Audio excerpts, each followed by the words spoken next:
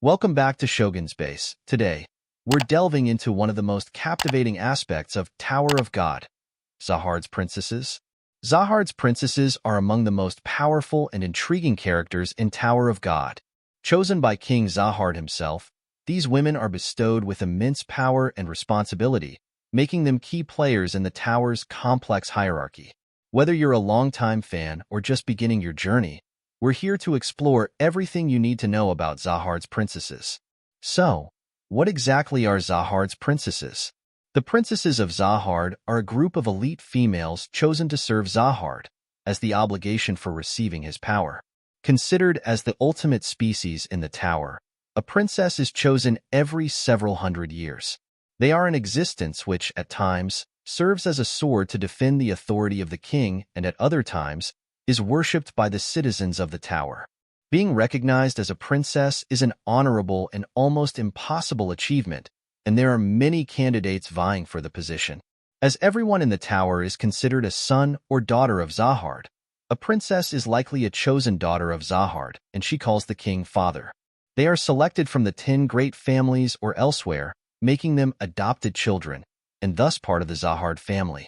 After selection, the princesses are imbued with Zahard's power through a special procedure which involves injecting Zahard's blood. However, there is not a single princess that actually has Zahard's blood. Zahard has the possibility to control them. Indeed, it is shown that Data Zahard was able to render Enrasi and Data Mashini motionless with his sheer presence. The only exception is Anak Zahard, who is an indirect descendant of Zahard. Because of this, she is not officially recognized by Zahard, nor the Zahard family since she was born from the real Anak Zahard and a palace cook. As a result, she is thus considered the shame of Zahard, and several groups on the tower such as Red and the Low Bia family seeks her execution. The standards of being nominated as a princess of Zahard include power, resourcefulness, and appearance. But the most important factor evaluated is if the girl is capable of properly receiving his power. The most outstanding children are then granted Zahard's power through a special method, further enhancing their combat and other skills.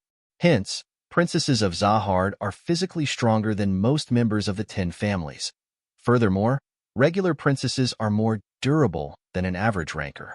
Baum noted that it was hard for him to keep up the pace with Enrasi without using Shinsu. Princesses chosen among the 10 families can have physical capabilities that exceed rankers while still being regulars. They also tend to be entitled. A princess who has climbed the tower and become a ranker might be chosen to become a wielder of the 13-month series and be called a chosen princess. Only a chosen princess is eligible to receive a 13-month series, as she has proven her ability by climbing the tower. The 13-month series is a symbolic series consisting of 12 ignition weapons and 1 arms inventory. It is bestowed by Zahard to a chosen princess. The chances of receiving a 13-month series are very slim, and Yuri Zahard was the only one out of all the chosen princesses in the last 500 years bestowed with Black March, one of the month series. Only a princess who climbed the tower may receive a 13-month series, provided she accepts it. History. Due to the power of blood, no woman could bear Zahard's children.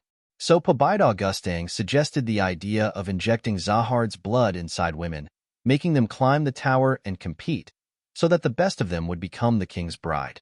Princesses are permitted to wear an object which displays Zahard's 3-eyed symbol, signifying their status as a Zahard's princess.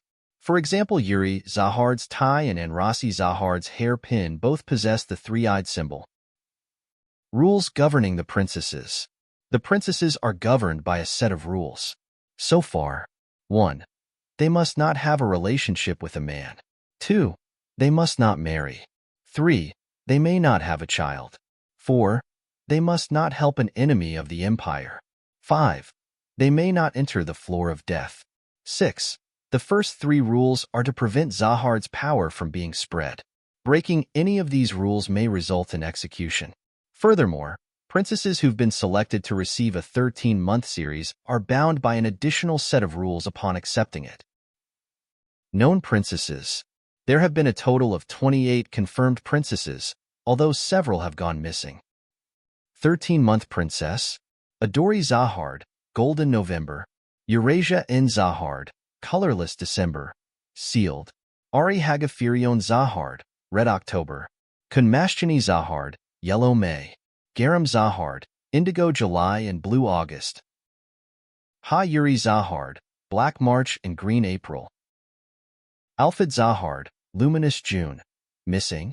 And Zahard, silver January, missing.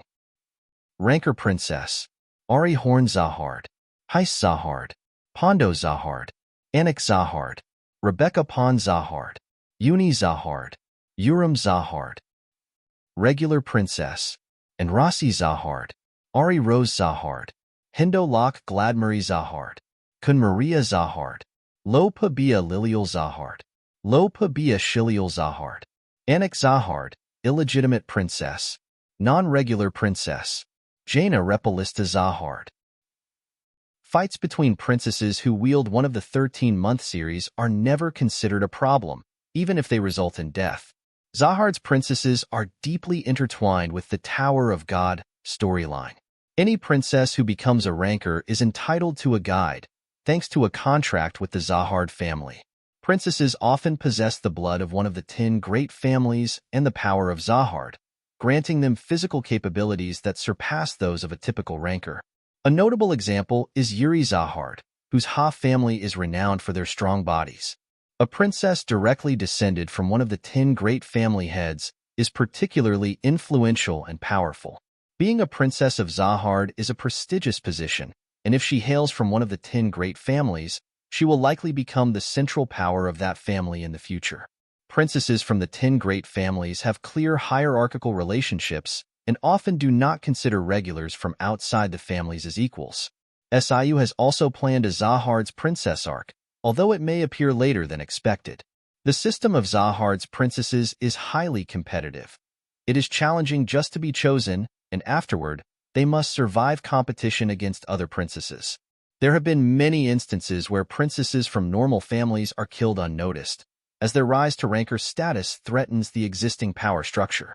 The first generation of Zahard's princesses were corrupted by the evil magic of the 13 months, leading them to hate and kill one another.